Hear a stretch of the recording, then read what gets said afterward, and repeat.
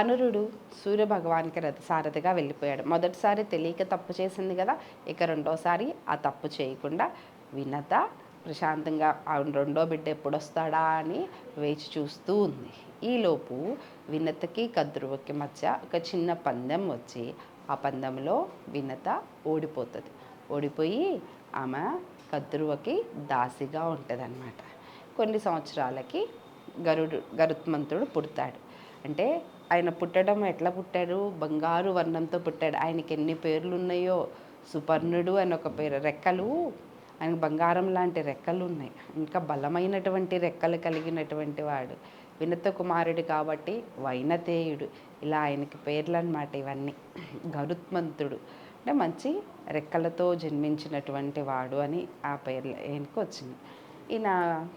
ఆయన పుట్టేటప్పటికే తల్లి దాసిగా ఉంది కదా, మరి తల్లి దాసి అయితే కుమారుడు కూడా దాసే కదా. ఆ తల్లితో పాటు ఆయన కూడా కద్రువకి దాసిగా ఉండిపోయాడు. ఆమె ఏం చెప్తే అది చేస్తూ ఉన్నాడు.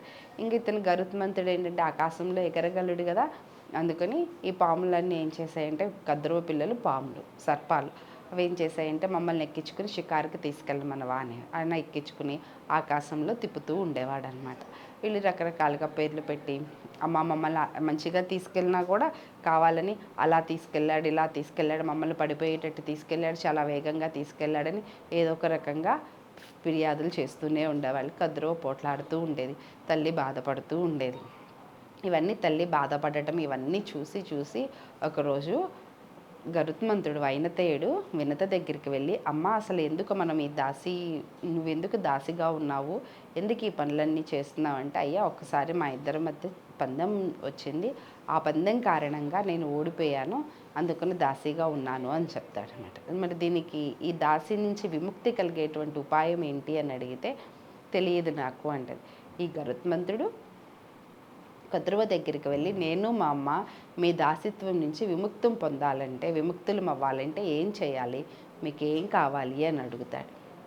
అప్పుడు అమ్మ చెప్తుంది, అంటే ఈయన మరి మంచి బలశాలి, చాలా బలంగా ఉన్నాడు, ఇవన్నీ ఉన్నాయి కదా, అలాగే ఈయన తీసుకెళ్ళేటప్పుడు ఈయన కాలిగోట్ల ద్వారా కానీ ముక్కు ఇది ద్వారా ఏదో రకంగా వాటికి గాయాలు అవుతూ ఉండేవి. భవిష్యత్తులో ఎప్పుడైనా వీళ్ళ వల్ల ప్రమాదం జరగచ్చేమో, అందులోనూ వీళ్ళు బలశాలులు కోరుకోవటం కూడా వినత మంచి బలశాలులు కీర్తిమంతులను కోరుకుంది, తను అలా కోరుకోలేదని ఏమడుగుతుందంటే, ఇంద్రుడి దగ్గర అమృతం ఉంది కదా, ఆ అమృతాన్ని తీసుకొచ్చి మాకిచ్చి ఇస్తే మిమ్మల్ని దాసి విముక్తుల్ని చేస్తాను అంటది. సరే అలాగే తీసుకొస్తాను అని చెప్పి తల్లి దగ్గరికి వెళ్ళి కద్రువ అడిగినటువంటి దాసి విముక్తులు అవ్వడానికి కావలసినటువంటి ఇది నేను తీసుకొస్తానమ్మా అని చెప్తే, కష్టం నాయన అంటే, లేదమ్మా ఎంత కష్టమైనా కానీ తీసుకొచ్చి నిన్ను దాసి నుంచి ఆ దాసిత్వం నుంచి విముక్తురాలని చేస్తాను, నీ తల్లి ఆశీర్వాదాలు ఉంటే సాధించలేనిది ఏమీ లేదు కదా అని చెప్పి ఆ తల్లి దగ్గర ఆశీర్వాదం తీసుకుని బయలుదేరుతాడు. నాయన నీకు మధ్యలో ఆకలేస్తే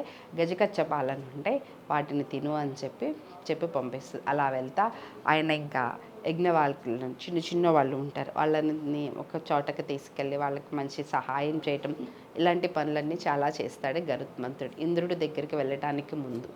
ఇవన్నీ చాలా సహాయం చేస్తాడనమాట వారికి.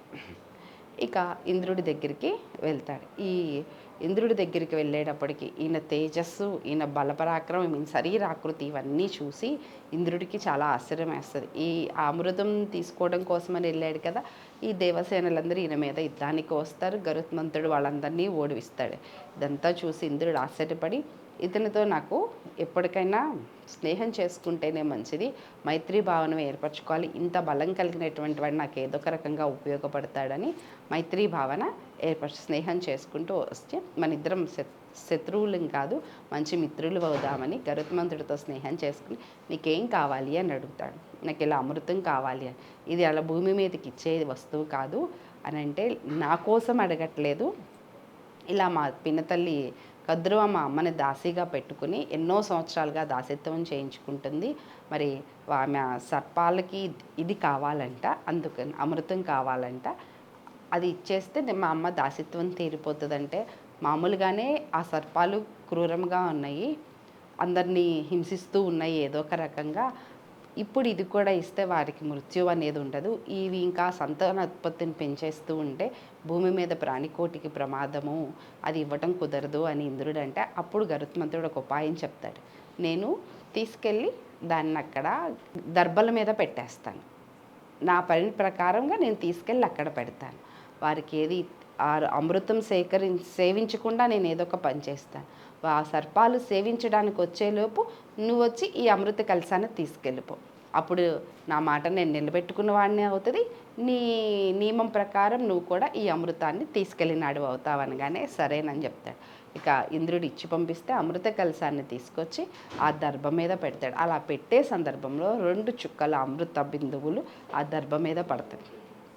ఇక ఈ సర్పాలు ఆయన అమృతం తీసుకురాగానే గబగబా అవి సేవించటానికని వచ్చేస్తుంటే ఇలానే వస్తారా, అది దేవలోకంలో ఉన్నటువంటిది, ఎంతో పవిత్రమైనటువంటిది, ఇలా తీసుకుంటారా, కాదు వెళ్ళి స్నానాలు చేసి రండి అని చెప్పి గరుత్మంతుడు పంపిస్తారు. వారు స్నానాలు చేసి వచ్చేలోపు ఇంద్రుడు వచ్చి ఆ అమృత కలశాన్ని తీసుకుని వెళ్ళిపోతాడు.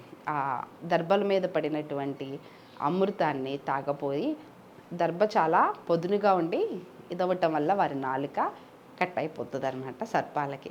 ఈ గరుత్మంతుడైతే కుదరకి నీవు చెప్పిన ప్రకారం నేను తీసుకొచ్చి అక్కడ పెట్టేశాను, సమయానికి వచ్చి తీసుకోకపోవటం నీ కుమారులు తప్పు కానీ నా తప్పు కాదు, నీ చెప్పిన పని నేను చేశాను, ఇక నుంచి మా అమ్మ నీకు దాసురాలు కాదు, మా అమ్మని దాసి విముక్తిని చేయమంటే కద్రువ నిజమే కదా తను చెప్పిన పని అంతా చేశాడని ఇక గరుత్మంతుడిని వినతిని దాసి విముక్తులను చేస్తుంది. ఆ అమృత కలశాన్ని ఆకాశం నుంచి తీసుకొచ్చిన రోజు కూడా శ్రావణ మాసం పంచమి తిథి రోజు కాబట్టే దీన్ని గరుడ పంచమి అని విశేషంగా జరుపుకుంటారు.